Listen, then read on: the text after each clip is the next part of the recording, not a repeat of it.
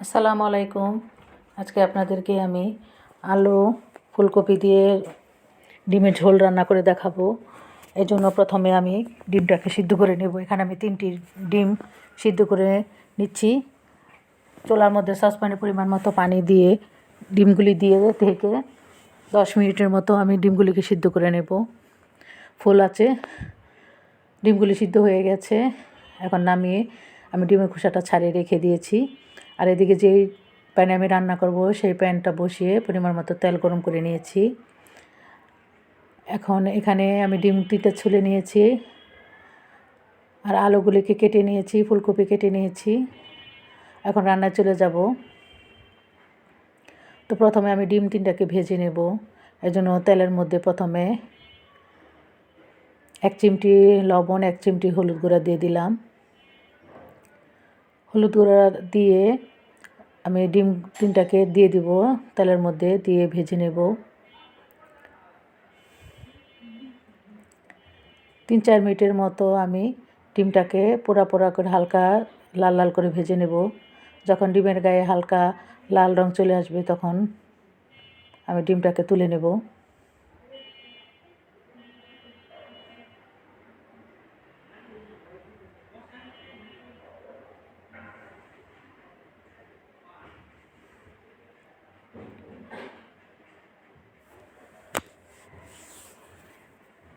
তিন চার মিনিটের মতো ভেজে নিয়েছি। এখন ডিমগুলিকে আমি তুলে নিচ্ছি। ডিমগুলিকে আমি একটা প্লেটে তুলে নেব। ডিমগুলিকে তুলে নিয়েছি। এখন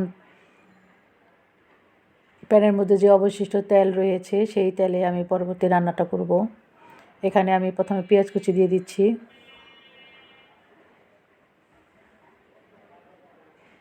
পেঁয়াজ কুচিটাকে হালকা ব্রাউন হওয়া পর্যন্ত আমি ভেজে নেব।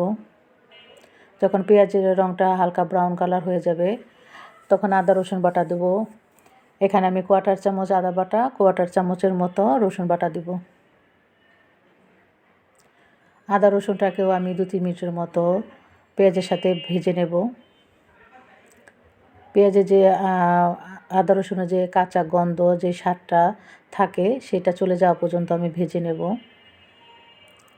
ভাজা হয়ে গেলে আমি গুঁড়া মশলা দিব। এখানে হলুদ গুঁড়া, মরিচ গুঁড়া, ধনিয়া গুঁড়া, জিরা গুঁড়া আর 1/2 চামচের মতো লবণ দিয়ে দিচ্ছি।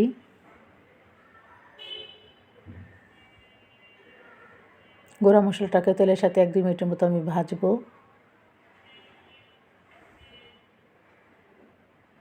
মশলাটাকে 1 মিনিটের মতো আমি ভেজে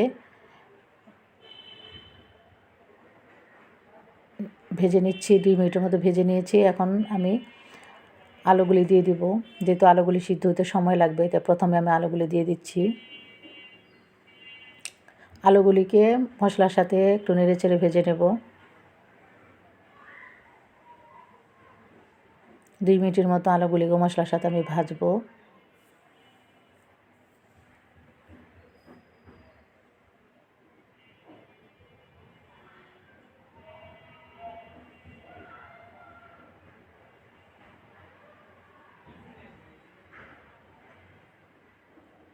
আলুগুলিকে 2 মিনিটের মতো আমি ভেজে নিয়েছি। এখন পরিমাণ মতো পানি দিব। এখানে 1/2 কাপের মতো আমি পানি দিচ্ছি। পানি দিয়ে নেড়ে চেড়ে ঢেকে 10 মিনিটের মতো আলুটাকে মশলার সাথে আমি কষিয়ে নেব।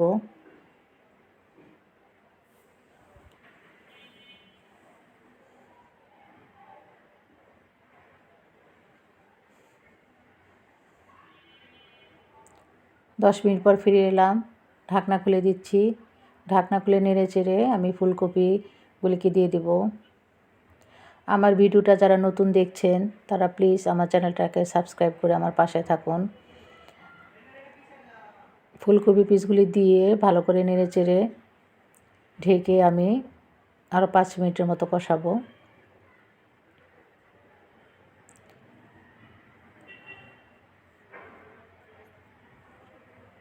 নতুন নতুন ভিডিও, নতুন নতুন রেসিপি দেখতে চাইলে আমার চ্যানেলটাকে জয়েন হন এবং আমার যে বেল আইকন থাকে সাবস্ক্রাইবের পাশে দেখবেন ডান দিকে একটা বেল আইকন আছে। সেই বেল আইকনটাকে আপনার প্রেস করে রাখবেন। তাহলে যখনই আমি নতুন কোনো ভিডিও আপলোড দেব সবার আগে আপনার কাছে নোটিফিকেশন চলে যাবে। 5 মিনিট পর ঢাকনা খুলে নেড়ে চেড়ে ঝোলের জন্য পানি দিব। এখানে 2 কাপের মতো আমি পানি দিয়েছি। পানি দিয়ে নেড়ে চেড়ে ঢেকে বলক ওঠা পর্যন্ত আমি অপেক্ষা করব। আবার একটু লবণ দিয়ে দিলাম। প্রথমে একটু লবণ দিয়েছিলাম, এখন আবার একটু লবণ দিয়ে দিলাম। লবণ দিয়ে নেড়ে চেড়ে ঢেকে আমি বলক ওঠা পর্যন্ত অপেক্ষা করব। লবণ এবং ঝালটা আপনাদের স্বাদ অনুযায়ী আপনারা খাবেন, যে পরিমাণ খান সেই অনুযায়ী আপনারা দিবেন। তো এদিকে ঝোলে বলক চলে এসেছে। তো ঢাকনা খুলে এখন ভেজে রাখা ডিমগুলি আমি দিয়ে দিচ্ছি।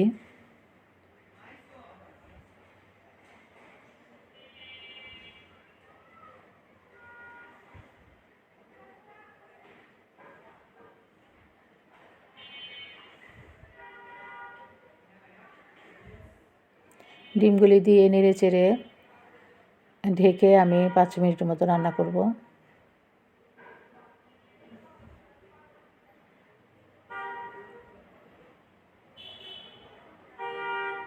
5 মিনিট পর ফিরে এলাম। ঢাকনা খুলে এখন আমি ধনেপাতা কুচি দিব। ধনেপাতা কুচি উপরে ছড়িয়ে দিলাম। এখন 5-6টার মতো কাঁচামরিচ দিয়ে দিব।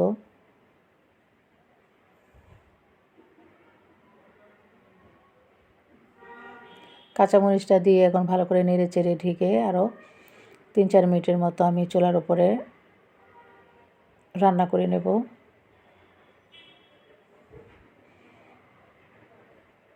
খুব একটা বেশি ঝোলও রাখিনি, আবার বেশি একটা পাতলাও ঘন করিনি, ওরকম করে ঝোলটা আমি রাখবো।